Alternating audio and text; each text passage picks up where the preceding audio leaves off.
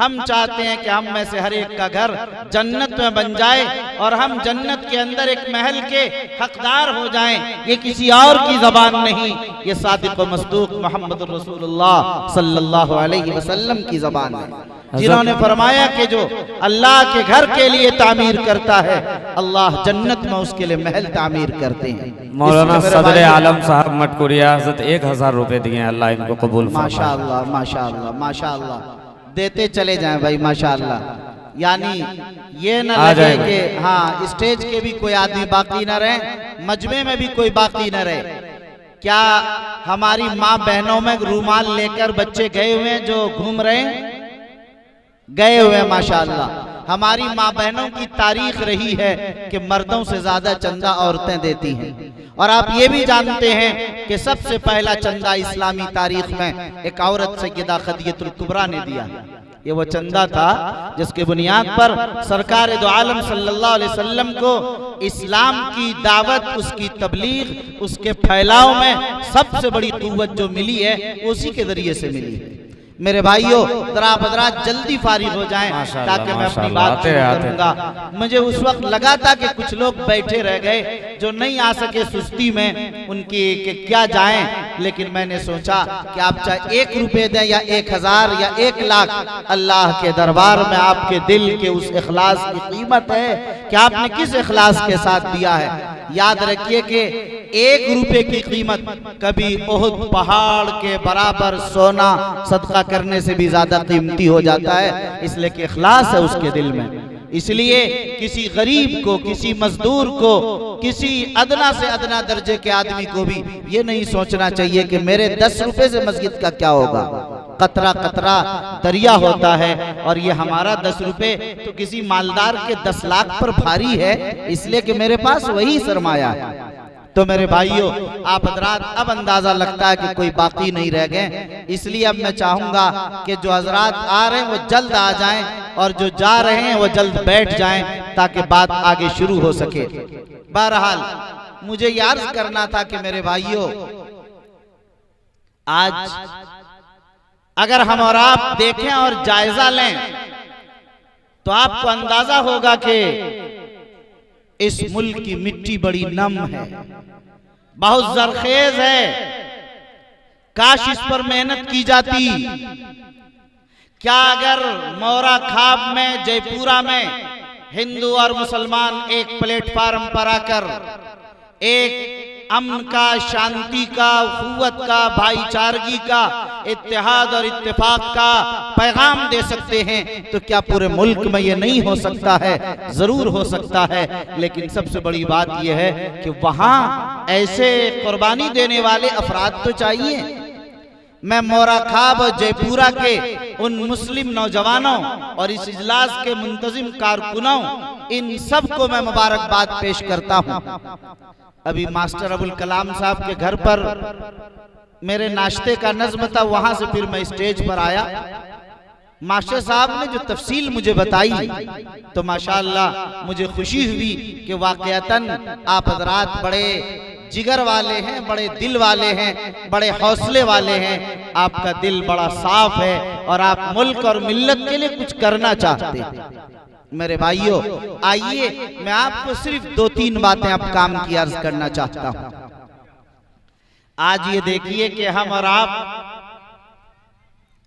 جہاں جی رہے ہیں یہ بتائیے، اور جس اسلام کے ماننے والے ہیں، جس دین اور دھرم کے ماننے والے ہیں، اسلام نے بھی یہی کہا اور تمام مذاہب نے یہ کہا اگر تم تہذیب چاہتے ہو، اگر تم سلیقہ چاہتے ہو، اگر تم ترقی چاہتے ہو، اگر تم اتحاد اور اخوت و بھائی چارگی چاہتے ہو، اگر تم امن اور شانتی چاہتے ہو، اگر تم ترقی چاہتے ہو، اگر خیر چاہتے ہو، اگر تم برکت چاہتے ہو، جو بھی چاہتے ہو، ساری چیزوں کا راز تعلیم میں پوشیدہ۔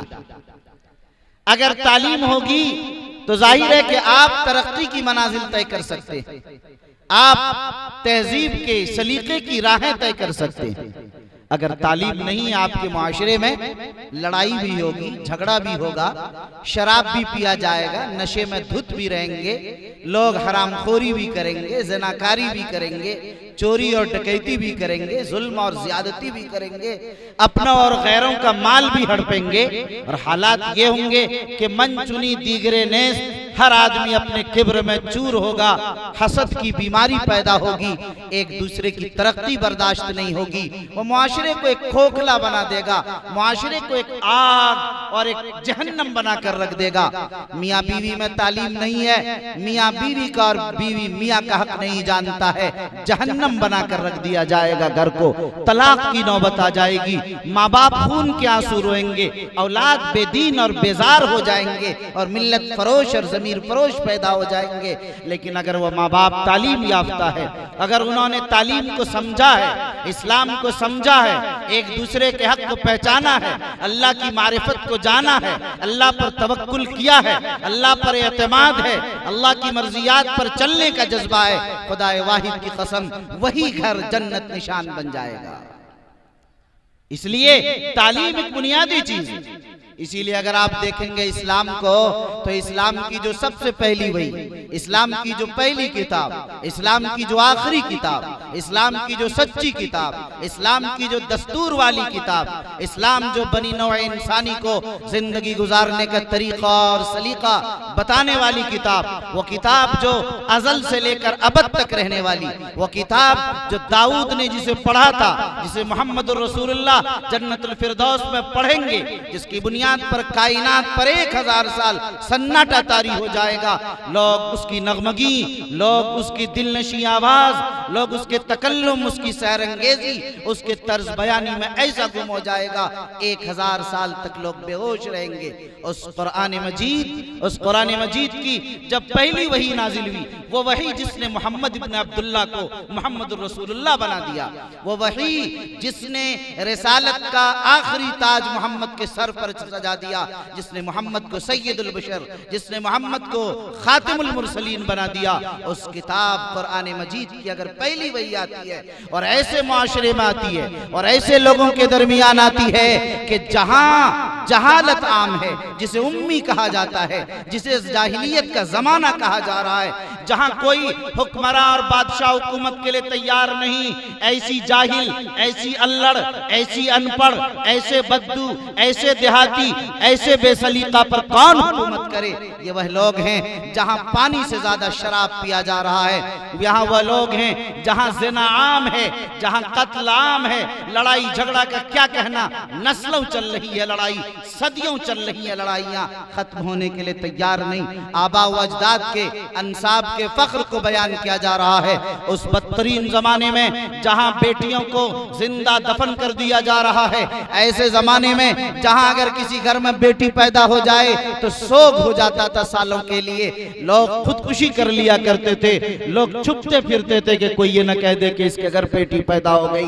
ایسے سماج میں جب اللہ کا کلام اور اللہ کی آخری کتاب کی پہلی وحی نازل ہوتی ہے، اس وحی میں یہ نہیں کہا گیا کہ اے لوگو تم لوگ شرک سے بچو، اے لوگو تم لوگ زنا مت کرو، اے لوگو تم لوگ قتل مت کرو، اے لوگو تم لوگ لڑائی جھگڑا مت کرو، اے لوگو تم لوگ سب و شتم اور گالی گلوج نہ کرو، اے لوگو بھائی چارگی کے ساتھ زندگی گزارو، اے لوگو تم لوگ نسلوں میں نفرتیں پیدا نہ کرو، اے لوگو تم لوگ محبت کے ساتھ زندگی گزارنے کا سلیقہ سیکھو، اے لوگو تم تجارت کرو، اے لوگو تم حلال کماؤ، اے لوگو تم سچ بولو، اے لوگو تم وعدہ وفا کرو۔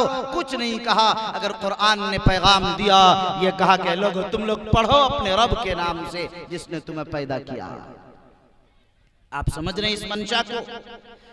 قرآن مجید کی اس آیت نے واضح کر دیا کہ اگر تعلیم آ جائے گی، اقرا آ جائے گا، اگر پڑھائی آ جائے گی، اگر قرآن ہم پڑھ لیں گے، تعلیم ہم حاصل کر لیں گے، تو ظاہر ہے ہم کفر سے بچ جائیں گے، ہم شرک سے بچ جائیں گے، ہم قتل سے بچ جائیں گے، ہم زنا سے بچ جائیں گے، بارات سے بچ جائیں گے، جہیز کے لین دین سے بچ جائیں گے، تلک سے بچ جائیں گے، ظلم اور زیادتی سے باز آ جائیں گے، حرام خوری کرنے سے باز آ جائیں گے، لوگوں کی زمین ہڑپنے سے باز آ جائیں گے، لوگوں کو حقیر سمجھنے سے باز آ جائیں گے، لوگوں کو ذلیل اور اس کی توہین کرنے سے باز آ جائیں گے۔ اگر ہم میں تعلیم آ جائے گی، تعلیم آ جائے گی تو ہم میں خود تواضع پیدا ہو جائے گا، ہم میں انکساری پیدا ہو جائے گی۔ تعلیم جہاں آئے گا ظاہر ہے ہم اللہ کو پہچان لیں گے، ہمارا سر جھک جائے گا۔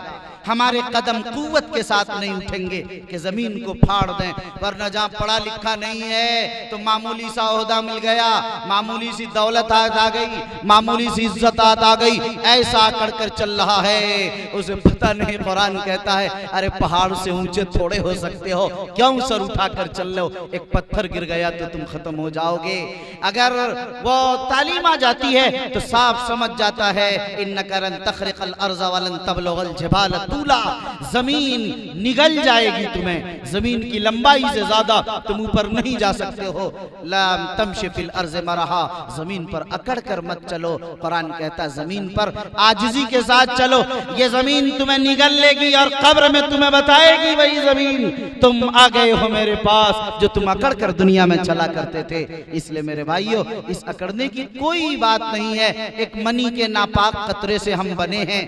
ماں باپ ماں کے پیٹ میں رہ کر ہم نے وہی خون جو حیض کی شکل میں بعد میں جاری ہوتا ہے، ہم نے وہی خون تو پیا ہے جو ہماری غذا رہی ہے۔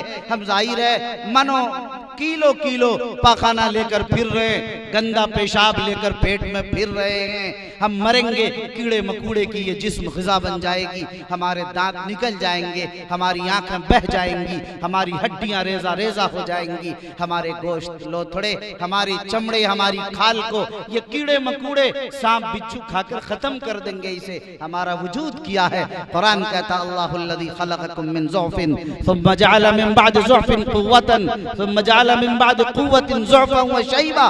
اللہ نے تم کو پیدا کیا، انسان کمزور تھے، بچپن میں جوان کر دیا، طاقت آ گئی، اکڑنے لگ گئے، اللہ نے کمزور کر کے بوڑھا کر کے تمہیں کمانوں کی طرح ٹیڑھا کر دیا۔ اب تم منو من مٹی کے نیچے چلے جاؤ گے۔ اسی مٹی سے تمہیں پیدا کیا اور پھر اسی مٹی میں تمہیں ملا دے گا۔ اسی جنت سے تیرے باپ آدم کو نکالا تھا، اسی جنت میں پہنچنے کی تیری منزل اور تیرا منشا اور تیرا مقصد ہے۔ تم اس میں کتنے کامیاب ہوئے اصل دیکھنا تو اس کا ہے۔ لوگ کہتے کہ ہم مکھیا بن گئے، ہم سرپنچ بن گئے، ہم وارڈ ممبر بن گئے، ہم مولانا بن گئے، ہم مفتی بن گئے، ہم قاضی بن گئے، ہم حاجی بن گئے، ہم نمازی بن گئے، ہم تبلیغی بن گئے، ہم دائی بن گئے، ہم سماج کے مؤثر افراد بن گئے، ہم سماجی کارکن بن گئے، سوشل ورکر بن گئے۔ سماج میں ہماری گرفت ہے، ہماری پکڑ ہے، عزت ہے، عظمت ہے۔ ہم سیاسی گلیاروں میں ایک مقام و گرفت اور پکڑ رکھتے ہیں۔ ہماری پہنچ وزیر اعلیٰ نتیش کمار تک، نائب وزیر اعلیٰ تیجسوی یادو تک ہے۔ ہماری پکڑ مدھے پورہ کے ڈی ایم اور ایس پی تک ہے۔ ہماری پکڑ یہاں کے ایم ایل اے اور ایم پی تک ہے۔ ارے اس پکڑ سے کیا ہونا ہے؟ ظاہر ہے اصل ہونا وہ ہے کہ جب مر جائیں گے، مرنے کے بعد اللہ جنت میں بھیجتا ہے یا جہنم میں۔ اگر جہنم میں چلے گئے تو چاہے مودی جی سے ملاقات کرتے رہیں، امیت شاہ سے ملتے رہیں، صدر جمہوریہ اور پریزیڈنٹ سے ملتے رہیں، وہ ملنا بیکار ہو گیا۔ سانپ اور بچھو تمہیں ڈسیں گے، وہ آگ تمہاری قبر آگ کا گہوارہ بن جائے گی اور آگ کے انگاروں میں جل رہے ہوگے۔ تمہارے گھر والے، تمہارے احباب، تمہارے اعزاء، تمہارے اقربا، تمہارے طاقت پہنچانے والے دوست احباب کام نہیں آئیں گے۔ اور اگر تم سبزی بیچ رہے تھے، اگر تم دھان فروخت کر رہے تھے، پھل بیچ رہے تھے، معمولی مزدوری کر رہے تھے، زندگی مشکل سے گزار رہے تھے، فاقوں میں تمہارے دن گزر رہے تھے، مگر تمہارے دن اللہ کی مرضیات پر گزر رہے تھے، اللہ کی بتائی شریعت پر گزر رہے تھے، محمد الرسول اللہ کی سنت کے مطابق گزر رہے تھے، اللہ کی مرضیات پر تمہارے دن رات گزر رہے تھے۔ یقین مانو تمہارے لیے اگر جنت کا فیصلہ ہو رہا ہے، تم کامیاب ہو گئے، کامران ہو گئے، ہمیشہ ہمیشہ کے لیے کامیاب ہو گئے۔ میرے بھائیوں، کامیابی کا مدار و معیار جنت اور جہنم ہے۔ یہ میں نہیں کہہ رہا ہوں، قرآن کہہ رہا ہے۔ قرآن نے واضح طور پر کہہ دیا فَمَنْ زُحْزِحَ عَنِ النَّارِ وَأُدْخِلَ الْجَنَّةَ فَقَدْ فَازَ وَمَا الْحَيَاةُ الدُّنْيَا إِلَّا مَتَاعُ الْغُرُورِ۔ جو شخص جہنم سے بچ گیا، جنت میں داخل ہو گیا، وہ کامیاب ہو گیا۔ جو جہنم سے بچ گیا، جنت میں داخل ہو گیا، وہ کامیاب ہو گیا، اس کے علاوہ کوئی کامیاب نہیں ہوا۔ اس لئے میرے بھائیوں، میرے بزرگوں، جے پورا اور اطراف کے مدھے پورا کے مسلمانوں، میں آپ سے یہ کہہ کر جا رہا ہوں، کل قیامت میں مجھے مت پکڑنا کہ نائب امیر شریعت آپ نے ہماری رہنمائی نہیں کی تھی۔ آج کا پورا پیغام اور پوری زندگی کا پورا ماحصل، میری پیدائش اور دنیا میں آنے کا سارا خلاصہ صرف اتنا ہے کہ اللہ کی راہ پر چل رہے ہیں، جنت ٹھکانہ بن رہا ہے، مدینہ اور مکے کے راستے پر چل رہے ہیں یا ہم کسی اور راستے پر چل رہے ہیں، جہنم تو ہمارا ٹھکانہ نہیں بن رہا ہے۔ میرے بھائیوں، کامیابی اور ناکامی کا وہی ایک مدار و معیار آپ رکھیے۔ میں عرض کر رہا تھا کہ اصل معیار تعلیم ہے جس سے سارا معاشرہ پاک ہو جائے۔ میں لوگوں سے بار بار کہتا ہوں کہ لوگوں، اصلاح معاشرہ کے جو اجلاس کرتے ہو، ان سب کا خلاصہ صرف اتنا ہے، تعلیم معاشرے کے ایک ایک بچے، ایک ایک مرد، ایک ایک عورت کو تعلیم دے دو۔ وہ معاشرہ جس میں 100% تعلیم ہو جائے گی، 100% وہ معاشرہ پاکیزہ بن جائے گا۔ اس لئے میرے بھائیوں، آپ تعلیم کو عام کیجئے۔ آج کی تعلیم کی صورتحال کیا ہے؟ اگر میں آپ سے پوچھوں گا تو آپ جواب دینے میں شرمندہ ہوں۔ طلب العلم فریضۃ علی کل مسلم و مسلمہ، ہر مسلمان مرد، مسلمان عورت، ہر مسلمان بچہ، مسلمان بچی، ہر ایک پر پڑھنا فرض، انسانیت پر پڑھنا فرض۔ آپ یہ بتائیے کہ کیا مورا خواب میں، جے پورا میں ایک ایک آدمی پڑھا ہوا ہے؟ کتنے % لوگ پڑھے ہوئے؟ کتنے ٹیچر ہیں، کتنے ڈاکٹر ہیں، کتنے عالم اور کتنے مفتی ہیں؟ میں سمجھتا ہوں کہ 2-3% سے زیادہ نہیں ہو، 2-3% سے زیادہ تعلیم نہیں ہو۔ اندازہ کیجئے، جہاں 100% تعلیم ہونی چاہیے، اگر 90% ہوتی تو ہم کہتے کہ بھائی 90 ہی ہے، بڑی کمی ہے، پوری کرو۔ ارے 50 ہوتے، 40 ہے تو 2-4% پڑھے لکھے۔ سماج کو ڈوب مر جانا چاہیے، سماج کے ذمہ داران کی نیند حرام ہو جانی چاہیے، ان کو اپنے شیش محل اور بنگلوں سے نکل جانا چاہیے، ان کو اپنی ذمہ داری پر نازاں نہیں بلکہ شرمندہ ہونا چاہیے کہ میں سماج کا مکھیا ہوں، میں سماج کا سرپنچ اور ممبر ہوں، میں سماج میں بسنے والا مفتی ہوں، میں سماج میں چلنے والا عالم ہوں، میں سماج میں گھومنے والا حاجی ہوں، میں سماج میں خدمت کرنے والا دین کا داعی اور مبلغ ہوں۔ اور شرمندگی کی بات یہ ہے کہ جو تعلیم فرض ہے، اس فریضے پر بھی صرف آج 2 سے 4% لوگ عمل کر رہے ہیں۔ کون سے فخر کی بات، کون سی عزت و عظمت کی بات، کون سی نصرت اور مدد غیبی کی بات، اور کون سی اللہ کے فرشتوں کے اترنے کی بات ہم کر رہے ہیں؟ اے لوگوں، 2 سے 4% جہاں تعلیم ہوگی، اس سماج کا کیا ہوگا؟ پورے ملک کا بھی اگر جائزہ لیجئے، آپ کو اندازہ ہوگا کہ صرف 3% سے 3.5% بچے مدرسہ جاتے ہیں اور 57% لوگ اسکول جاتے ہیں، اسکول، کالج، کانوینٹ۔ اس میں 10ویں پاس کرنے والے صرف 17% بچے، 100 میں سے 17 لوگ 10ویں تک پہنچ پاتے ہیں۔ اب بتائیے 17 تک پہنچے تو 83 لوگ 10ویں بھی پاس نہیں کر رہے ہیں، 100 میں 83%۔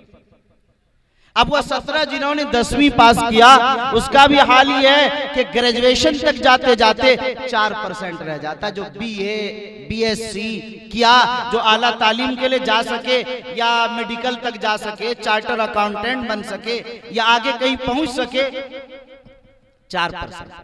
اب 4% لوگ میڈیکل میں جائیں گے، چارٹر اکاؤنٹنٹ بنیں گے، وہ انجینئر بنیں گے، IAS بنیں گے، IPS بنیں گے، وہ پائلٹ بنیں گے۔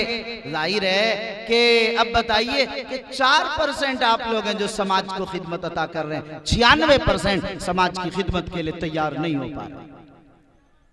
اندازہ کیجئے، یہ تو تعلیم رہی، دنیاوی تعلیم، عصری تعلیم، اور دینی تعلیم 3%۔ 97% دینی تعلیم سے غافل اور ناواقف ہیں۔ میرے بھائیوں، ہمیں شرم نہیں، ہمیں اس پر فیصلہ لینا چاہیے، اس جلسے کے بعد بیٹھ کر کمیٹی بنانی چاہیے کہ ہم لوگ اس پورے سماج کو، معاشرے کو تعلیم کے زیور سے آراستہ کریں گے، ایک ایک انسان تعلیم یافتہ ہو اور تعلیم اس کے اندر عام کیا جائے۔ اگر یہ آپ نے نہیں کیا، آپ کبھی ترقی تک نہیں پہنچ سکتے، آپ کا سماج کبھی پاکیزہ نہیں ہو سکتا ہے، سماج سے کبھی برائیاں ختم نہیں ہو سکتی ہیں، سماج میں کبھی اچھائیاں نہیں پیدا ہو سکتی ہیں۔ سب سے بنیادی چیز تعلیم ہے، آپ کو اس کو اپنانا ہو۔ اگر آپ دیکھیے کہ ہر بچہ کیسے مکتب، مدرسہ، اسکول میں پہنچ جائے، اس کے لیے آپ کو تحریک چلانی پڑے گی۔ اس کے لیے آپ حضرات سے میں گزارش کروں گا کہ آپ حضرات تحریک چلائیں گے اس کے لیے انشاءاللہ؟ ہاتھ اٹھا کر بتائیے۔ ماشاءاللہ، دیکھیے یہاں ہماری بنیادی چیز تعلیم. آپ کو میں 2 چھوٹے واقعات بتاتا ہوں 1-1 منٹ میں. ہریانہ اور پنجاب کے علاقے میں 2007-8 میں ہریانہ، پنجاب، ہماچل 3 اسٹیٹ کا میرا دورہ تھا اصلاح معاشرہ کا. وہاں اس میں شملہ اور مختلف علاقوں میں بھی جانا ہوا، امرتسر تک جانا ہوا. امرتسر میں جب میں پہنچا تو وہاں تقریر کے بعد میرے کمرے پر کچھ لوگ آئے اور کہنے لگے کہ حضرت یہ ہماری مسجد کے امام صاحب ہیں، یہ نکاح پڑھانے کے 500 روپے لیتے ہیں. یہ 2006-7-8 کی بات ہے. اور جنازہ پڑھانے کے 300 روپے لیتے ہیں.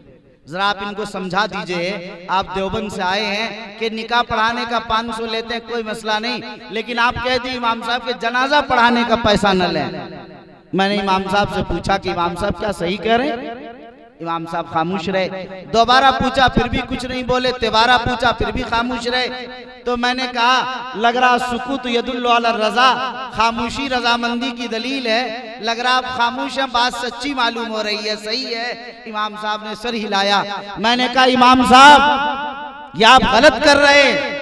نکاح پڑھانے کے 500 روپے اور نماز جنازہ پڑھانے کے صرف 300 روپے. وہ نماز جنازہ کہ 70 سالہ 60 سالہ 80 سالہ گناہوں معصیتوں پاپوں میں مبتلا کتنے جرائم کرائم کر کے اس دنیا سے گیا اور ان کی معافی کی درخواست لے کر دربار الہی میں آپ کھڑے اور اللہ سے معافی کرانے کے لیے 70 سال کی اور صرف 300 روپے میں کام نہیں چلے گا. آج سے کم از کم آپ کو 1000 روپے لینے ہیں پھر نماز جنازہ پڑھانی. اب سارے امرتسر کے لوگ مجھے دیکھنے لگے کہ مولانا صاحب گئے تھے نماز بخشوانے، روزہ گلے لگ گیا. اچھا تھا کہ 300 میں چھوٹ جاتے تھے، اب تو یہاں 1000 کا معاملہ ہو گیا. لوگ کچھ بولے نہیں، مجھے دیکھ رہے تھے اور ہم لوگ تو چہرے سمجھ لیتے ہیں. میں نے کہا امرتسر کے مسلمانوں، ان کے باپ اور دادا نے انہیں اس لیے نہیں پڑھایا تھا کہ جب تم مر جاؤ تو تمہارے باپ اور دادا کی نماز جنازہ مولانا صاحب امام صاحب پڑھاتے رہیں. ان کے باپ اور دادا نے تو انہیں اس لیے پڑھایا تھا جب میں مروں تو میرا بیٹا میرا پوتا میری نماز جنازہ پڑھا سکے. امرتسر کے غیور فرزندو، تم نے اپنی اولاد کو اس قابل کیوں نہیں بنایا کہ جب تم مرو تو تمہارا بیٹا تمہارا پوتا تمہاری نماز جنازہ پڑھ کر تو تمہیں دفن کر سکے. لوگ رونے لگے زارو قطار. میں نے کہا میں ان مگرمچھ کے آنسوؤں سے اور اس روتے ہوئے آنسوؤں کے قطرات سے میں متاثر نہیں ہوتا ہوں. اس لیے نہیں ہوتا، حالانکہ آنسو اللہ کے دربار میں قبول ہیں، مگر میں جانتا ہوں کہ چند گھنٹے کے بعد وہ سب کچھ ختم ہو جاتا ہے. کام کرنے سے ہوتا ہے، رونے، دعائیں مانگنے، آرزوؤں اور تمناؤں کے کرنے، سوچنے فکر کرنے، چوک چوراہوں کے تبصرے اور بازاری گفتگوؤں، مجلسوں، عزائم، منصوبے، اہداف، اس سے کچھ نہیں ہوتا ہے. لوگوں زمین پر اتر کر کام کرنا پڑتا ہے، وہی کام رنگ لاتا ہے، وہی محنتیں زمین پر نظر آتی ہے. یاد رکھیے میں نے ان سے کہا کہ آپ لوگ اگر سچے ہیں اس میں صبح رکتا ہوں. صبح ایک مکتب کی بنیاد رکھیے جہاں تعلیم ہو اور آپ کے بچے تعلیم دیس حاصل کر سکیں تاکہ بچے تیار ہو سکیں. آپ کے لوگ تیار ہو گئے، میں رکا، مکتب کی بنیاد رکھی.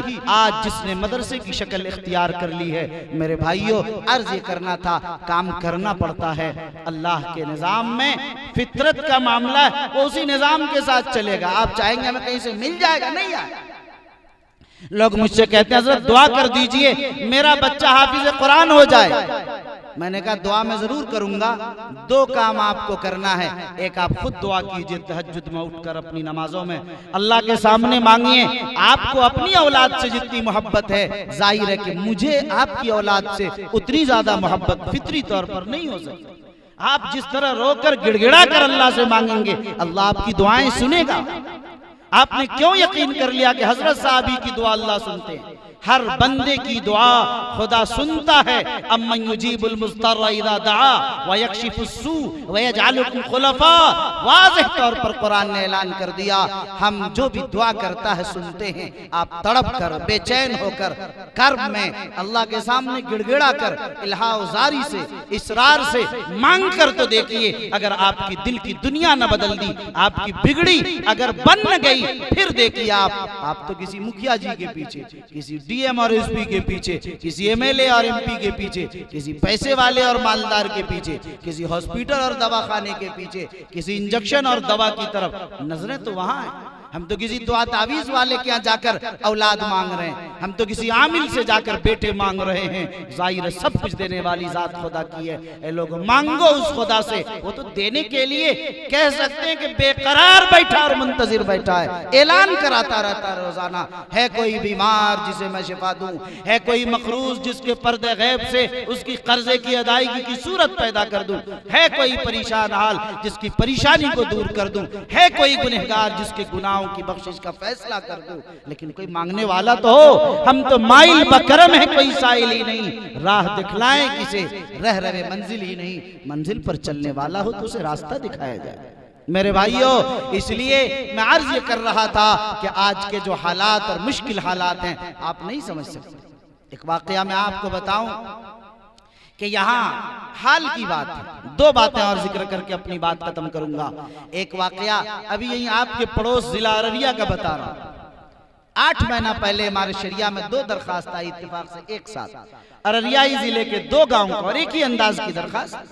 دونوں میں یہی لکھا تھا کہ میرے یہاں 28 گھر ہے مسلمانوں کی، یہاں کوئی نماز جنازہ اور نکاح پڑھانے والا بھی نہیں، نکاح پڑھانے کے لیے، نماز پڑھانے کے لیے 10 سے 15 کلومیٹر دور سے کسی عالم کو لانا پڑتا ہے، اس کے بعد نماز جنازہ ہوتی ہے۔ کبھی ایسا بھی ہوا کہ ایسے ہی دفن کرنا پڑا۔ یہ ابھی 8 مہینہ 10 مہینہ پہلے کی بات، مجھے یقین نہیں آیا، شاید 1 سال اب ہو گئے ہوں گے، پورے 11-12 مہینے۔ حضرت امیر شریعت کے پاس ہمارے شریعہ میں درخواست آئی، انہوں نے مجھے دیا کہ آپ اسے دیکھیں۔ میں نے دیکھا ارریائی کا، تو میں نے کہا تو میرے علاقے سے متعلق ہے، اور یہ بات مجھے غلط معلوم ہے، ایسا کیسے ہوگا کہ نکاح پڑھانے والا اور نماز پڑھانے والا بھی کوئی موجود نہ ہو، اور 10-10 کلومیٹر لکھا ہوا دور سے لانا پڑتا۔ میں حیران ہو گیا، یقین نہیں آیا مجھے، ایسا کیسے ہو سکتا ہے؟ وہ تو علماء کا، حفاظ کا، قراء کا، مدارس کا، مکاتب کا مرکز ہے، دعوت اور تبلیغ کا ایک بڑا کام چل رہا ہے، ایسا بھی گاؤں یہاں موجود ہوگا، اور 2 گاؤں۔ میں نے وہ درخواست خود رکھ لی اور معائنے کے لیے سوچا کہ جب میں ارریہ جاؤں گا خود اس جگہ پہنچوں گا، کوئی واسطہ نہیں، تاکہ صحیح بات سامنے آئے۔ میں گیا، 1-1.5 کلومیٹر مجھے پیدل چل کر جانا پڑا، جہاں گاڑی بھی نہیں جا رہی تھی، کوئی راستہ نہیں تھا، ایسے کھیت کے آل پر ہی چل کر جانا پڑا۔ وہاں جب پہنچا، واقعتاً گھر ندی کے کنارے پر مسلمانوں کے 32 گھر آباد ہیں۔ ایک گاؤں کا نام ہے رحمت پور اور ایک گاؤں کا نام ہے دھبڑا۔ ان دونوں گاؤں میں ہم پہنچے الگ الگ، دونوں گاؤں کی صورتحال یہی، ایک شخص کے پاس ایک بھی زمین کا اپنا مکان بھی نہیں ہے، وہ اسی طرح آباد بہار سرکار والی زمین پر، اور وہاں نہ کوئی مسجد، نہ مدرسہ، نہ کوئی امام، نہ کوئی مؤذن، کوئی نہیں۔ ظاہر وہی صورتحال تھی۔ بہرحال فوری طور پر فیصلہ لیا اور دونوں جگہ مکتب ہمارے شریعہ نے قائم کیا اور معلم رکھا کہ صرف بچوں کو تعلیم نہ دی جائے بلکہ بڑوں کو، مردوں کو، عورتوں کو، ہر انسان کو، اور صرف تعلیم نہ دی جائے، اس کے لیے ہنر کا بھی نوجوانوں کے لیے انتظام کیا جائے، کچھ موبائل بنانا سیکھ لیں، کچھ فلاں اور فلاں جو بھی وہ کر سکتے ہیں اس کے لیے تعاون۔ ابھی 8-10 مہینے سے یہ نظام چل رہا ہے۔ بھائیو، عرض یہ کرنا تھا، ہمارے اور آپ کے علاقے اور آبادی میں آج بھی ایسے لوگ موجود ہیں، کل قیامت میں اللہ نے اگر ہمارا دامن پکڑ لیا کہ پیسے والو تم نے اپنے پیسے کو اس لیے رکھا تھا، لوگ ارتداد پر جا رہے تھے، لوگوں میں دین نہیں، ایمان نہیں، نماز نہیں، روزہ نہیں، زکوٰۃ نہیں، تقویٰ نہیں، تم اپنے گھر میں بیٹھے رہے سکون کے ساتھ، اس کا جواب دے کون ہوگا؟ کیا جواب دیں گے؟ وہ عالم کیا جواب دے گا؟ مفتی کیا جواب دے گا؟ مدارس کے معلمین کیا جواب دیں گے؟ علاقے کے ذمہ داران کیا جواب دیں گے؟ علاقے سے سیاسی قائدین، رہنما، لیڈران کیا جواب دیں گے؟ کیا ان کی ذمہ داری نہیں؟ میرے بھائیو، ایک اور آخری بات جو مجھے کہنی ہے، اسی طرح کا ایک واقعہ میں آپ کو سنانا چاہتا ہوں کہ جب دین نہیں ہوتا تو کیا ہوتا۔ میں پنجاب ہی کا واقعہ، ہریانہ کا غالباً واقعہ ہے۔ جلیانوالہ باغ مشہور جگہ ہے جہاں سے اب ٹرین بھی، جلیانوالہ باغ ایکسپریس کے نام سے ٹرین بھی اب چل گئی۔ جلیانوالہ باغ ایک تاریخی زمین ہے۔ جلیانوالہ باغ جو آزادی کی تاریخ میں محفوظ ہے، 1947 میں جب ہندوستان پاکستان تقسیم ہوا، اس زمانے میں وہاں کے لوگ نہیں چاہتے تھے اس تقسیم کو، ہندو اور مسلمان دونوں مل کر لڑ رہے تھے۔ ہندوؤں کے قائد تھے ڈاکٹر ستیہ وردھن اور مسلمانوں کے قائد تھے ڈاکٹر سیف الدین کچلو۔ یہ دونوں مل کر لڑ رہے تھے اور ہندو مسلمان ان کے پیچھے پیچھے چل رہے تھے۔ اب دونوں کو انگریزوں نے قید کر کے جیل میں ڈال دیا، دونوں لیڈر کو، ڈاکٹر سیف الدین کچلو مسلمانوں کے رہنما اور ڈاکٹر ستیہ وردھن ہندوؤں کے رہنما، دونوں کو ڈال دیا۔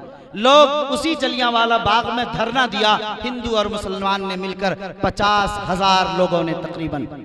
انگریزوں نے کہا کہ دھرنا کو خالی کیا جائے ورنہ پھر ہم ٹینکوں، گولیوں، بموں کا نشانہ بنا دیں گے۔ لوگوں نے سوچا کہ 50,000 انسانوں کے ساتھ ایسا ہو سکتا ہے؟ بہرحال واقعہ لمبا عرض کرنا تھا، یہ ظلم بربریت کا ننگا ناچ اس آسمان نے اور اس زمین نے دیکھا کہ انگریزوں کے اس ظلم بربریت کی تاریخ کو رقم کیا گیا کہ انہوں نے ٹینکوں، گولیوں، بموں کا نشانہ بنا کر ان 50,000 انسانوں کو خاک و خون میں تڑپا دیا۔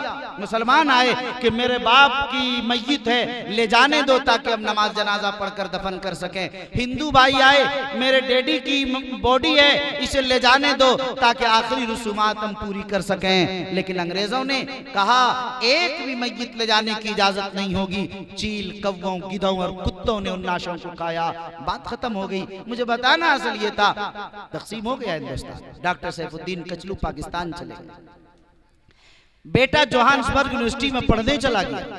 باپ کا جب انتقال ہوا ایک عرصے کے بعد ڈاکٹر سیف الدین کچلو کا، دونوں بیٹے جوہانسبرگ یونیورسٹی سے پیسے بھیجا اور یہ کہہ کر کچھ لوگوں نے کہا کہ مسلمانوں کے محلے میں لے جا کر یہ کہا کہ کہہ دو میرے ڈیڈی کی ڈیتھ ہو گئی ہے، مسلمان آخری رسومات جس طرح پوری کرتے ہیں میری ڈیڈی کے ساتھ بھی پوری کر دی جائے۔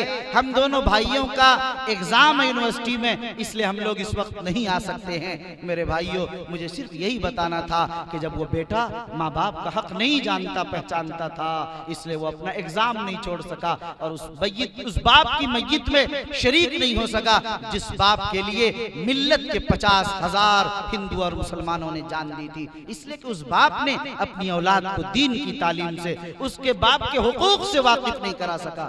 اس لیے میرے بھائیوں، آپ اپنی اولاد کو تعلیم دیجئے، معاشرے کے ایک انسان، ایک فرد کو تعلیم دیجئے، اس کو امن کا گہوارہ بنائیے، اخوت کا گہوارہ بنائیے، محبت کے ساتھ جیئے، محبت کے اسی پیغام کے ساتھ اس پورے نظام کو عام کیجئے۔ میں سمجھتا ہوں کہ آپ کا یہ اجلاس آج کامیاب ہو جائے گا اگر آپ نے اس مہم کو آگے بڑھایا۔ یہاں بیٹھے اسٹیج پر تمام مکھیا، ذمہ داران، علماء، مفتیان، مدارس کے ذمہ داران، سب سے میں گزارش کروں گا کہ علاقے کے لوگ مل جوڑ کر، سر جوڑ کر بیٹھیں اور اس تعلیمی مہم کو آگے بڑھانے کی کوشش کریں تاکہ سماج کو ایک خوبصورت سماج اور مکہ اور مدینہ جیسا ماکیزہ معاشرہ ہم عطا کر سکیں، ورنہ ایک خواب دیکھتے رہیں گے جو شرمندہ تعبیر کبھی نہیں ہوگا۔ قربان جائیے اور دعا دیجئے اللہ مولانا ولی رحمانی نور اللہ مرقدہ کی قبر کو نور سے بھر دے۔ انہوں نے رحمانی 30 سے قائم کیا تھا تاکہ اس ملک کے نوجوانوں کے مستقبل کو سنوار سکیں۔ وہ رکشہ چلانے والا، وہ سبزی بیچنے والا، 200-300 روپے دن کمانے والا آدمی، آج ان کا بچہ رحمانی 30 سے پڑھ کر 7 لاکھ 8 لاکھ روپے منتھلی سیلری میں جا رہا۔ اس قوت کے ساتھ یہ نظام کیا تھا؟ یہ کوئی نیا نظام نہیں تھا۔ مولانا ولی رحمانی نے مدرسے کے پورے نظام کو اس رحمانی 30 کے سسٹم پر اپلائی کر دیا، آج اتنا بڑا تعلیمی انقلاب پیدا ہوا۔ لوگوں، آپ نوودے ودیالیہ قائم کیجئے، نوودے کے 5ویں کلاس کی تیاری کر کے آپ نوودے کے لیے اپنے بچوں کو کامیاب کیجئے۔ آپ 9ویں 10ویں کی تیاری کیجئے، آپ اس کا داخلہ کرائیے رحمانی 30 اور ان جیسے اداروں میں۔ آپ اعلیٰ تعلیم کے لئے اس کو تیار کیجئے اور آگے بڑھانے کی کوشش کیجئے۔ آپ اسکولز قائم کیجئے، گرلز اسکول قائم کیجئے، دینی ماحول میں اس نظام کو بڑھائیے، کالجز بنائیے، تعلیمی ادارے بنائیے۔ آپ اپنے رخ کو، اپنے پیسوں کو، اپنی فضول خرچی کو بند کر کے، اپنی نکاح شادی کے اسراف کو ختم کر کے آپ اپنے پیسوں کو مکاتب کو مضبوط کرنے، مدرسوں کو دینے، اسکولوں، کالج، تعلیمی اداروں کو مضبوط کرنے میں لگائیے. آپ بھی زندہ رہیں گے، آپ کا سماج بھی زندہ رہے گا، آپ کی نسلیں بھی زندہ رہیں گی، آپ کی قربانیاں بھی زندہ رہیں گی، آپ کا نام، آپ کی تاریخ دنیا میں بھی زندہ رہے گی اور آخرت میں بھی رقم کی جائے گی. اس لیے میرے بھائیوں، میں آپ سے انہی چند باتوں کے ساتھ اپنی بات ختم کرتا ہوں. دعا کریں اللہ ہم سب کو اپنی مرضیات پر چلنے کی توفیق نصیب فرمائے. آمین. وآخر دعوانا ان الحمدللہ رب العالمین. تشریف رکھیں. وہ ایک ہے جس سے سارا معاشرہ پاک ہو جائے. میں لوگوں سے بار بار کہتا ہوں کہ لوگوں، اصلاح معاشرہ کے جو اجلاس کرتے ہو، ان سب کا خلاصہ صرف اتنا ہے: تعلیم معاشرے کے ایک ایک بچے، ایک ایک مرد، ایک ایک عورت کو تعلیم دے دو. وہ معاشرہ جس میں 100% تعلیم ہو جائے گی، 100% وہ معاشرہ پاکیزہ بن جائے گا. اس لیے میرے بھائیوں، آپ تعلیم کو عام کیجئے. آج کی تعلیم کی صورتحال کیا ہے؟ اگر میں آپ سے پوچھوں گا تو آپ جواب دینے میں شرمندہ ہوں. طلب العلم فریضۃ علی کل مسلم و مسلمہ. ہر مسلمان مرد، مسلمان عورت، ہر مسلمان بچہ، مسلمان بچی، ہر ایک پر پڑھنا فرض، انسانیت پر پڑھنا فرض. آپ یہ بتائیے کہ کیا مورا خواب میں، جے پورا میں ایک ایک آدمی پڑھا ہوا ہے؟ کتنے % لوگ پڑھے ہوئے؟ کتنے ٹیچر ہیں، کتنے ڈاکٹر ہیں، کتنے عالم اور کتنے مفتی ہیں؟ میں سمجھتا ہوں کہ 2-3% سے زیادہ نہیں ہو. 2-3% سے زیادہ تعلیم نہیں ہو. اندازہ کیجئے، جہاں 100% تعلیم ہونی چاہیے، اگر 90% ہوتی تو ہم کہتے کہ بھائی 90 ہی ہے، بڑی کمی ہے، پوری کرو. ارے 50 ہوتے، 40 ہے تو 2-4% پڑھے لکھے. سماج کو ڈوب مر جانا چاہیے. سماج کے ذمہ داران کی نیند حرام ہو جانی چاہیے. ان کو اپنے شیش محل اور بنگلوں سے نکل جانا چاہیے. ان کو اپنی ذمہ داری پر نازاں نہیں بلکہ شرمندہ ہونا چاہیے کہ میں سماج کا مکھیا ہوں، میں سماج کا سرپنچ اور ممبر ہوں، میں سماج میں بسنے والا مفتی ہوں، میں سماج میں چلنے والا عالم ہوں، میں سماج میں گھومنے والا حاجی ہوں، میں سماج میں خدمت کرنے والا دین کا داعی اور مبلغ ہوں. اور شرمندگی کی بات یہ ہے کہ جو تعلیم فرض ہے، اس فریضے پر بھی صرف آج 2-4% لوگ عمل کر رہے ہیں. کون سے فخر کی بات، کون سی عزت و عظمت کی بات، کون سی نصرت اور مدد غیبی کی بات، اور کون سی اللہ کے فرشتوں کے اترنے کی بات ہم کر رہے ہیں. اے لوگوں، 2-4% جہاں تعلیم ہوگی اس سماج کا کیا ہوگا؟ پورے ملک کا بھی اگر جائزہ لیجئے، آپ کو اندازہ ہوگا کہ صرف 3% سے 3.5% بچے مدرسہ جاتے ہیں اور 57% لوگ اسکول جاتے ہیں. School, college, convent. اس میں 10ویں پاس کرنے والے صرف 17% بچے. 100 میں سے 17 لوگ 10ویں تک پہنچ پاتے ہیں. اب بتائیے 17 تک پہنچے تو 83 لوگ 10ویں بھی پاس نہیں کر رہے. 100 میں 83%. اب وہ 17 جنہوں نے 10ویں پاس کیا، اس کا بھی حال یہ ہے کہ گریجویشن تک جاتے جاتے 4% رہ جاتا. جو BA BSc کیا، جو اعلیٰ تعلیم کے لئے جا سکے یا میڈیکل تک جا سکے، چارٹر اکاؤنٹنٹ بن سکے یا آگے کہیں پہنچ سکے، 4%. اب 4% لوگ میڈیکل میں جائیں گے، چارٹر اکاؤنٹنٹ بنیں گے، وہ انجینئر بنیں گے، IAS بنیں گے، IPS بنیں گے، وہ پائلٹ بنیں گے. ظاہر ہے کہ اب بتائیے کہ 4% آپ لوگ ہیں جو سماج کو خدمت عطا کر رہے ہیں. 96% سماج کی خدمت کے لیے تیار نہیں ہو پا رہے.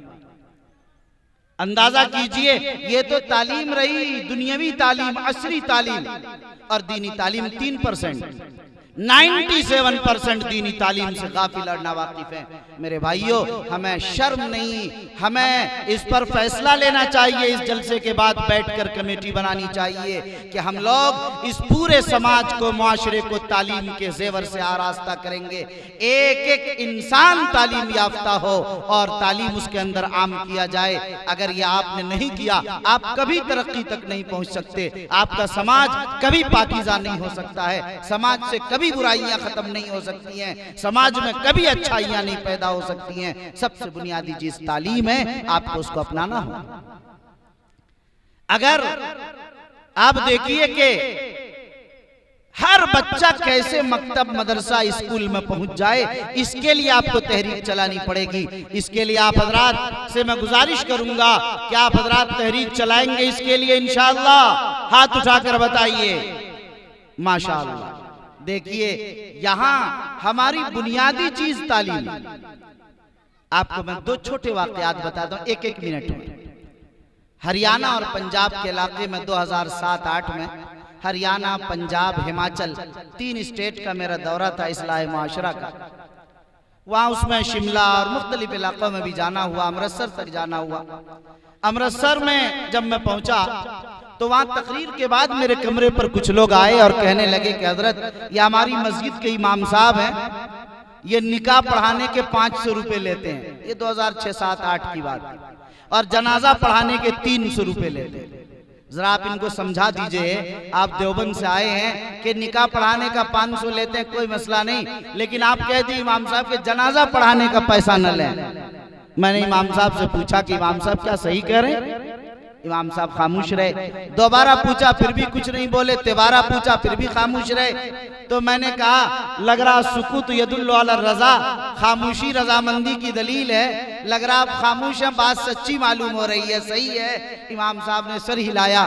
میں نے کہا امام صاحب یہ آپ غلط کر رہے ہیں، نکاح پڑھانے کے 500 روپے اور نماز جنازہ پڑھانے کے صرف 300 روپے۔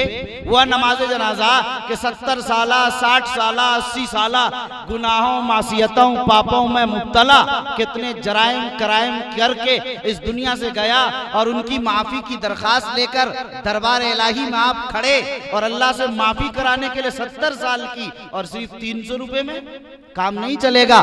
آج سے کم از کم آپ کو 1000 روپے لینے ہیں، پھر نماز جنازہ پڑھانی ہے۔ اب سارے امرتسر کے لوگ مجھے دیکھنے لگے کہ مولانا صاحب گئے تھے نماز بخشوانے، روزہ گلے لگ گیا، اچھا تھا کہ 300 میں چھوٹ جاتے تھے، اب تو یہاں 1000 کا معاملہ ہو گیا۔ لوگ کچھ بولے نہیں، مجھے دیکھ رہے تھے، اور ہم لوگ تو چہرے سمجھ لیتے ہیں۔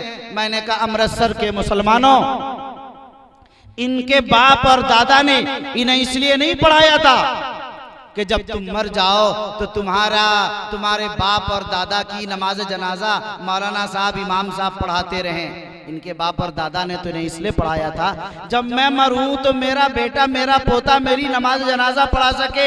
امرتسر کے غیور فرزندو، تم نے اپنی اولاد کو اس قابل کیوں نہیں بنایا کہ جب تم مرو تو تمہارا بیٹا تمہارا پوتا تمہاری نماز جنازہ پڑھ کر تو تمہیں دفن کر سکے۔ لوگ رونے لگے زارو قطار۔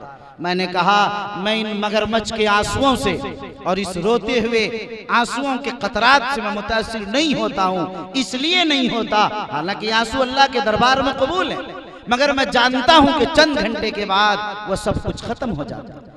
کام کرنے سے ہوتا ہے، رونے، دعائیں مانگنے، آرزوؤں اور تمناؤں کے کرنے، سوچنے فکر کرنے، چوک چوراہوں کے تبصرے اور بازاری گفتگوؤں، مجلسوں، عزائم، منصوبے، اہداف، اس سے کچھ نہیں ہوتا ہے۔ لوگوں زمین پر اتر کر کام کرنا پڑتا ہے، وہی کام رنگ لاتا ہے، وہی محنتیں زمین پر نظر آتی ہے۔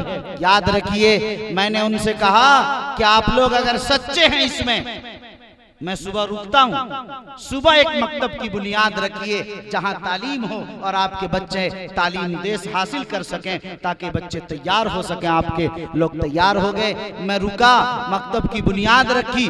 آج جس نے مدرسے کی شکل اختیار کر لی ہے، میرے بھائیوں عرض یہ کرنا تھا، کام کرنا پڑتا ہے اللہ کے نظام میں۔ فطرت کا معاملہ ہے، وہ اسی نظام کے ساتھ چلے گا۔ آپ چاہیں گے ہمیں کہیں سے مل جائے گا، نہیں آئے۔ لوگ مجھ سے کہتے ہیں حضرت دعا کر دیجئے میرا بچہ حافظ قرآن ہو جائے۔ میں نے کہا دعا میں ضرور کروں گا، دو کام آپ کو کرنا ہے۔ ایک آپ خود دعا کیجئے تہجد میں اٹھ کر اپنی نمازوں میں، اللہ کے سامنے مانگیے۔ آپ کو اپنی اولاد سے جتنی محبت ہے، ظاہر ہے کہ مجھے آپ کی اولاد سے اتنی زیادہ محبت فطری طور پر نہیں ہو سکتی۔ آپ جس طرح رو کر گڑ گڑا کر اللہ سے مانگیں گے، اللہ آپ کی دعائیں سنے گا۔ آپ نے کیوں یقین کر لیا کہ حضرت صحابی کی دعا اللہ سنتے ہیں؟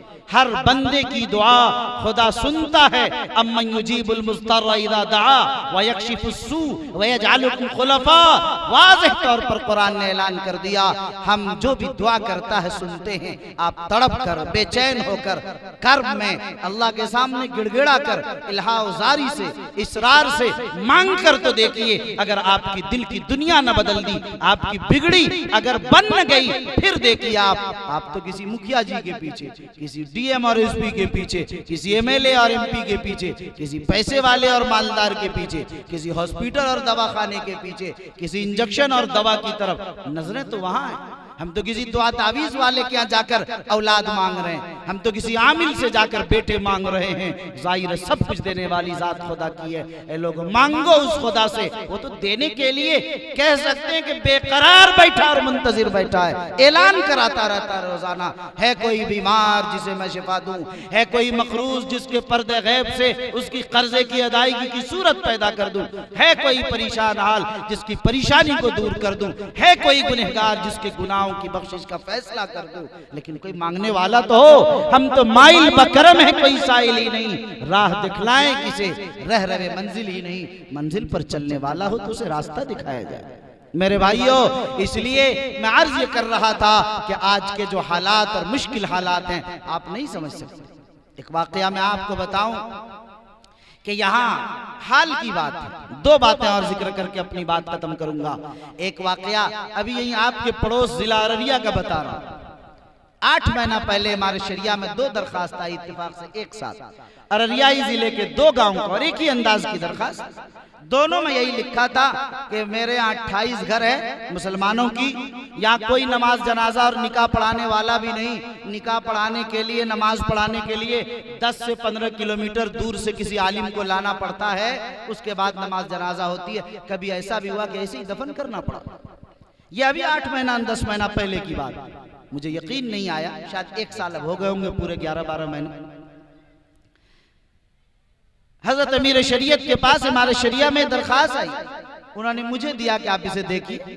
میں نے دیکھا ارریائی کا, تو میں نے کہا تو میرے علاقے سے متعلق ہے اور یہ بات مجھے غلط معلوم ہے. ایسا کیسے ہوگا کہ نکاح پڑھانے والا اور نماز پڑھانے والا بھی کوئی موجود نہ ہو اور 10-10 کلومیٹر لکھا ہوا دور سے لانا پڑتا. میں حیران ہو گیا, یقین نہیں آیا مجھے, ایسا کیسے ہو سکتا ہے. وہ تو علماء کا, حفاظ کا, قراء کا, مدارس کا, مکاتب کا مرکز ہے, دعوت اور تبلیغ کا ایک بڑا کام چل رہا ہے. ایسا بھی گاؤں یہاں موجود ہوگا اور 2 گاؤں. میں نے وہ درخواست خود رکھ لی اور معائنے کے لیے سوچا کہ جب میں ارریہ جاؤں گا خود اس جگہ پہنچوں گا, کوئی واسطہ نہیں, تاکہ صحیح بات سامنے آئے. میں گیا, 1-1.5 کلومیٹر مجھے پیدل چل کر جانا پڑا, جہاں گاڑی بھی نہیں جا رہی تھی, کوئی راستہ نہیں تھا, ایسے کھیت کے آل پر ہی چل کر جانا پڑا. وہاں جب پہنچا, واقعتاً گھر ندی کے کنارے پر مسلمانوں کے 32 گھر آباد ہیں. ایک گاؤں کا نام ہے رحمت پور اور ایک گاؤں کا نام ہے دھبڑا. ان دونوں گاؤں میں ہم پہنچے الگ الگ. دونوں گاؤں کی صورتحال یہی, ایک شخص کے پاس ایک بھی زمین کا اپنا مکان بھی نہیں ہے, وہ اسی طرح آباد بہار سرکار والی زمین پر, اور وہاں نہ کوئی مسجد, نہ مدرسہ, نہ کوئی امام, نہ کوئی مؤذن, کوئی نہیں. ظاہر وہی صورتحال تھی. بہرحال فوری طور پر فیصلہ لیا اور دونوں جگہ مکتب ہمارے شریعہ نے قائم کیا اور معلم رکھا کہ صرف بچوں کو تعلیم نہ دی جائے بلکہ بڑوں کو, مردوں کو, عورتوں کو, ہر انسان کو, اور صرف تعلیم نہ دی جائے, اس کے ہنر کا بھی نوجوانوں کے لیے انتظام کیا جائے. کچھ موبائل بنانا سیکھ لیں, کچھ فلاں اور فلاں, جو بھی وہ کر سکتے ہیں اس کے لیے تعاون. ابھی 8-10 مہینے سے یہ نظام چل رہا ہے. بھائیو, عرض یہ کرنا تھا, ہمارے اور آپ کے علاقے اور آبادی میں آج بھی ایسے لوگ موجود ہیں. کل قیامت میں اللہ نے اگر ہمارا دامن پکڑ لیا کہ پیسے والو تم نے اپنے پیسے کو اس لیے رکھا تھا, لوگ ارتداد پر جا رہے تھے, لوگوں میں دین نہیں, ایمان نہیں, نماز نہیں, روزہ نہیں, زکوٰۃ نہیں, تقویٰ نہیں, تم اپنے گھر میں بیٹھے رہے سکون کے ساتھ, اس کا جواب دے کون ہوگا؟ کیا جواب دیں گے؟ وہ عالم کیا جواب دے گا؟ مفتی کیا جواب دے گا؟ مدارس کے معلمین کیا جواب دیں گے؟ علاقے کے ذمہ داران کیا جواب دیں گے؟ علاقے سے سیاسی قائدین, رہنما, لیڈران کیا جواب دیں گے؟ کیا ان کی ذمہ داری نہیں؟ میرے بھائیو, ایک اور آخری بات جو مجھے کہنی ہے, اسی طرح کا ایک واقعہ میں آپ کو سنانا چاہتا ہوں کہ جب دین نہیں ہوتا تو کیا ہوتا. میں پنجاب ہی کا واقعہ, ہریانہ کا غالباً واقعہ ہے. جلیاں والا باغ مشہور جگہ ہے جہاں سے اب ٹرین بھی جلیانوالہ باغ ایکسپریس کے نام سے ٹرین بھی اب چل گئی۔ جلیانوالہ باغ ایک تاریخی سرزمین ہے۔ جلیانوالہ باغ جو آزادی کی تاریخ میں محفوظ ہے، 1947 میں جب ہندوستان پاکستان تقسیم ہوا، اس زمانے میں وہاں کے لوگ نہیں چاہتے تھے اس تقسیم کو، ہندو اور مسلمان دونوں مل کر لڑ رہے تھے۔ ہندوؤں کے قائد تھے ڈاکٹر ستیہ وردھن اور مسلمانوں کے قائد تھے ڈاکٹر سیف الدین کچلو۔ یہ دونوں مل کر لڑ رہے تھے اور ہندو مسلمان ان کے پیچھے پیچھے چل رہے تھے۔ اب دونوں کو انگریزوں نے قید کر کے جیل میں ڈال دیا، دونوں لیڈر کو، ڈاکٹر سیف الدین کچلو مسلمانوں کے رہنما اور ڈاکٹر ستیہ وردھن ہندوؤں کے رہنما، دونوں کو ڈال دیا۔ لوگ اسی جلیانوالہ باغ میں دھرنا دیا، ہندو اور مسلمان نے مل کر 50,000 لوگوں نے تقریباً۔ انگریزوں نے کہا کہ دھرنا کو خالی کیا جائے ورنہ پھر ہم ٹینکوں، گولیوں، بموں کا نشانہ بنا دیں گے۔ لوگوں نے سوچا کہ 50,000 انسانوں کے ساتھ ایسا ہو سکتا ہے؟ بہرحال واقعہ لمبا عرض کرنا تھا، یہ ظلم بربریت کا ننگا ناچ اس آسمان نے اور اس زمین نے دیکھا کہ انگریزوں کے اس ظلم بربریت کی تاریخ کو رقم کیا گیا کہ انہوں نے ٹینکوں، گولیوں، بموں کا نشانہ بنا کر ان 50,000 انسانوں کو خاک و خون میں تڑپا دیا۔ مسلمان آئے کہ میرے باپ کی میت ہے، لے جانے دو تاکہ ہم نماز جنازہ پڑھ کر دفن کر سکیں۔ ہندو بھائی آئے، میرے ڈیڈی کی باڈی ہے، اسے لے جانے دو تاکہ آخری رسومات ہم پوری کر سکیں۔ لیکن انگریزوں نے کہا ایک بھی میت لے جانے کی اجازت نہیں ہوگی۔ چیل، کووں، گدھوں اور کتوں نے ان لاشوں کو کھایا، بات ختم ہو گئی۔ مجھے بتانا اصل یہ تھا، تقسیم ہو گیا ہندوستان، ڈاکٹر سیف الدین کچلو پاکستان چلے گئے، بیٹا جوہانسبرگ یونیورسٹی میں پڑھنے چلا گیا۔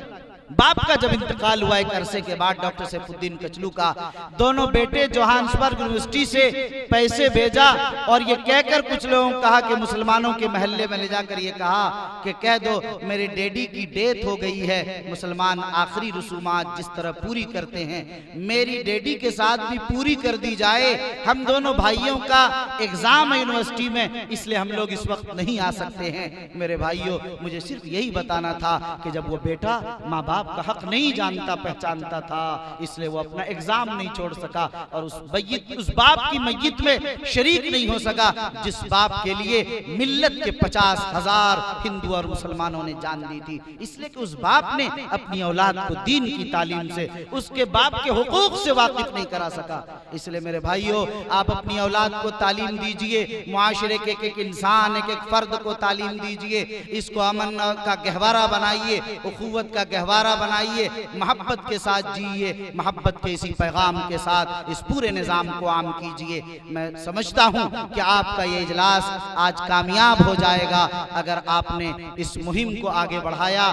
یہاں بیٹھے اسٹیج پر تمام مکھیا، ذمہ داران، علماء، مفتیان، مدارس کے ذمہ داران، سب سے میں گزارش کروں گا کہ علاقے کے لوگ مل جوڑ کر، سر جوڑ کر بیٹھیں اور اس تعلیمی مہم کو آگے بڑھانے کی کوشش کریں تاکہ سماج کو ایک خوبصورت سماج اور مکہ اور مدینہ جیسا ماکیزہ معاشرہ ہم عطا کر سکیں، ورنہ ایک خواب دیکھتے رہیں گے جو شرمندہ تعبیر کبھی نہیں ہوگا۔ قربان جائیے اور دعا دیجئے اللہ مولانا ولی رحمانی نور اللہ مرقدہ کی قبر کو نور سے بھر دے۔ انہوں نے رحمانی 30 سے لے قائم کیا تھا تاکہ اس ملک کے نوجوانوں کے مستقبل کو سنوار سکیں۔ وہ رکشہ چلانے والا، وہ سبزی بیچنے والا، 200-300 روپے دن کمانے والا آدمی، آج ان کا بچہ رحمانی 30 سے پڑھ کر 7 لاکھ 8 لاکھ روپے منتھلی سیلری میں جا رہا۔ اس قوت کے ساتھ یہ نظام کیا تھا، یہ کوئی نیا نظام نہیں تھا۔ مولانا ولی رحمانی نے مدرسے کے پورے نظام کو اس رحمانی 30 کے سسٹم پر اپلائی کر دیا، آج اتنا بڑا تعلیمی انقلاب پیدا ہوا۔ لوگوں، آپ نوودے ودیالیہ قائم کیجئے، نوودے کے 5ویں کلاس کی تیاری کر کے آپ نوودے کے لیے اپنے بچوں کو کامیاب کیجئے۔ آپ 9ویں 10ویں کی تیاری کیجئے، آپ اس کا داخلہ کرائیے رحمانی 30 اور ان جیسے اداروں میں۔ آپ اعلیٰ تعلیم کے لیے اس کو تیار کیجئے اور آگے بڑھانے کی کوشش کیجئے۔ آپ اسکولز قائم کیجئے، گرلز اسکول قائم کیجئے، دینی ماحول میں اس نظام کو بڑھائیے، کالجز بنائیے، تعلیمی ادارے بنائیے۔ آپ اپنے رخ کو، اپنے پیسوں کو، اپنی فضول خرچی کو بند کر کے، اپنے نکاح شادی کے اسراف کو ختم کر کے، آپ اپنے پیسوں کو کو مکاتب کو مضبوط کرنے، مدرسوں کو دینے، اسکولوں کالج تعلیمی اداروں کو مضبوط کرنے میں لگائیے. آپ بھی زندہ رہیں گے، آپ کا سماج بھی زندہ رہے گا، آپ کی نسلیں بھی زندہ رہیں گی، آپ کی قربانیاں بھی زندہ رہیں گی، آپ کا نام، آپ کی تاریخ دنیا میں بھی زندہ رہے گی اور آخرت میں بھی رقم کی جائے گی. اس لئے میرے بھائیوں، میں آپ سے انہی چند باتوں کے ساتھ اپنی بات ختم کرتا ہوں. دعا کریں اللہ ہم سب کو اپنی مرضیات پر چلنے کی توفیق نصیب فرمائے. آمین. وآخر دعوانا ان الحمدللہ رب العالمین.